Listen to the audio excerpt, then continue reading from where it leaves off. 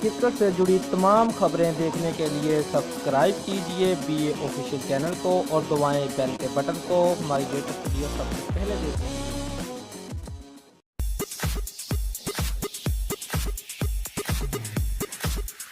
20 साला जनूबी अफ्रीकी खिलाड़ी ने 50 ओवर के मैच में 490 रन बनाकर सबको हैरान कर दिया। जनूबी अफ्रीका में क्लब मैच के दौरान 20 साला लड़के शॉन डेड्सवेल ने 50 ओवर के मैच में 490 रन बनाकर क्रिकेट की तारीख में नया रिकॉर्ड बना दिया।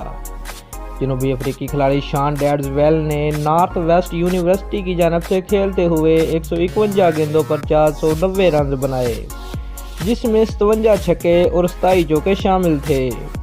नॉर्थ वेस्ट यूनिवर्सिटी ने हरीफ टीम को 670 रन का टारगेट दिया, जिस पर हरीफ टीम सिर्फ 290 रन ही बना सकी। जनूबी अफ्रीकी खिलाड़ी शॉन डेड्सवेल ने सिर्फ अच्छी बैटिंग का ही मुजाहरा नहीं किया, बल्कि बॉलिंग में भी शानदार कारकर्दगी का मुजाहरा करते हुए 3 विकेटें हासिल की। दोस्तों, अगर आपको हमारी वीडियो पसंद आई है तो लाइक और शेयर लाजमी करें और हमारे चैनल को सब्सक्राइब करना मत भूलिए। शुक्रिया।